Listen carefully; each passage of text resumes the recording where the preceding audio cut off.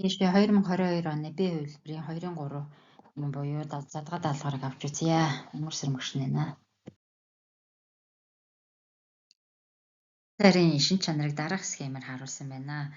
За дараах хүснэгтийг ашиглан даалгаврыг гүйцэтгэхээр гэсэн байна. За энд бодисын дугаар энд процессуудыг өгсөн байна. За x тэмдэглэгээ бүхий бодисын дугаар А-г сонгороо гэдгсэн байна.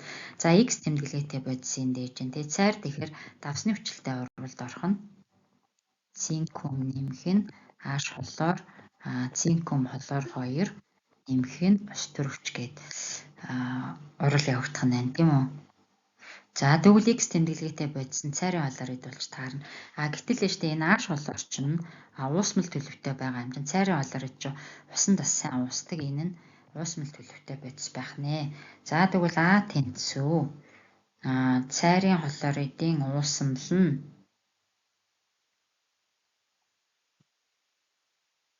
за 3 дугаартай ин авчи. За y тэмдэглэгээ бүхий бодисын дугаар гинэ. Тэгэхээр цайр хүчил төрөгчтэй урвалд орох нь цайр нэмэх нь O2 тий цайрын оксид. За энэ өөр хатуу төлөвтэй дээрээс нь хүчил төрөгчтэй шатах урвалд орохоор энэ хатуу төлөвтэй оксид үүснэ. Цайрын хатуу төлөвтэй оксид нь за 5 дугаарт эндээ чинь тийм үү. B тэнцүү 5. За Z1 тэмдэглэгээ бүхий бодисын дугаарыг олоорой гэж байна. За Z1 тэмдэглэгийн цайр нь азот өвчлөлтэй урвалд орсон байна тий. Цайр нэмэх нь HNO 3. За цайрын нитрат NO3 2 дахин NH4 NO3 аммоны нитрат ус үсгээд урвал явагдаж болно. Азот өвчлөлийн нэг онцлог нь металлуудтай урвалд орохоор ус төрөгчийг ялгаруулдаг онцлогтой. За энэ цайрын нитрат байсан байна тий. За гэхдээ энэ маань уусмал төлөвтэй. Цайрын нитрат сайн уусдаг учраас уусмал төлөвтэй бодис авах нэ. Цайрын нитрат сайн уусдаг. За тэгэхээр Z1 тэмдэглэгээ бүхий бодис нь C тэнцүү 1-ийг авч. За дараа нь 4-р даалгавар дээр Z2 тэмдэглэгээ бүхий бодисын дугаарыг олоорой гэж. За Z2 тэмдэглэгээ. За энд бол Y тэмдэглэгээ чинь цайрын оксид байгаа штэ. Тэгэхээр энд цайр NO3 2 дахин байгаа тий. За эндээс ингэж явсаар байгаа сүлдө цайрын оксид үүсэх гэдэг шүү дээ. Тэгэхээр энд ямар процесс орох вэ гэхээр шүүх бол шүүгдэхгүй усан эсэлтгэлийн зэрэг бол өөрчлөгдөг учраас энэ бол явагдахгүй. Тунгаах болохгүй харин ууршуулах процесс байж болох юм байна. За ууршуулна гэхээр уусмлаас ус нь ууршаад цайрын нитрат нь энд үлдэнэ. Цайр NO3 2 дахин. Гэхдээ ус нь ууршсан учраас хатуу төлөвтэй. За тэгэхээр D тэнцүү цайрын нитрат хатуу гэхээр 6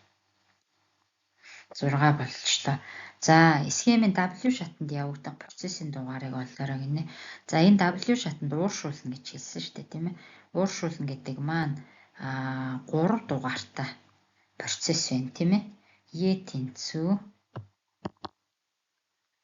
За схемийн S шатанд явагдсан процессын дугаарыг сонгорой гэж. За S шатыг ингээд харахаар хатуу цайрын нитрат 2-оос цайрын оксид үүсгэхэд тулд халааж задлана л гэсэн үг. Цайрын оксид халаагаад задлчих нь. За тэгвэл энэ дээр F тэнцүү дулааны задрал. За цайрын нитратын уусах чанар 90 градусын температурт 70 байдаг. За 90 Цельсид уусах чанар нь 70 г. За уусах чанар гэдэг нь 100 г усанд хэдэн грамм ууссан бэ гэдэг. Ингээд өөрөөр хэлбэл 170 г уусмал байхад 70 г нь цайрын нитрат байгаа гэсэн. За дараа нь 20 Цельсид температур 45 градус байдаг гинэ. 20 Цельсид уусах чанар нь 45 г нь 100 г усанд уусч байна. Тэгэхээр 145 г уусмал. За 90 Цельсид 340 г уусмалыг 20 Цельс хүртэл хүрэхэд талсчин буух цайрын нитратын хэмжээг олоо гэдгийгсэн байна тий. За эндээс ингээ харахаар 70 г 170 г уусмал 70 г царийн нитрат байсан бол 20 градус хүртэл хүрэх 145 г уусмал 20 градус хүртэл хүрэх дээ шүү дээ тий. 45 грамм нь тасчин бууж байгаа гэсэн үг. За тэгвэл 70-аас хасдахын 45. Гүт 25 грамм царийн нитрат тасчиж буусан юм байна гэдэг нь харагдчихээн тий. За тэгвэл биш тий 340 маань 340 нь 170-аас 2 дахин их. 2 дахин их байна. Тэгвэл тасчин буухад авсны хэмжээ 2 дахин их буюу 50 грамм царийн нитрат тасчиж буусан байх нэ. За H тэнцүү 5 G тэнцүү 5 H тэнцүү T болж таарч байна.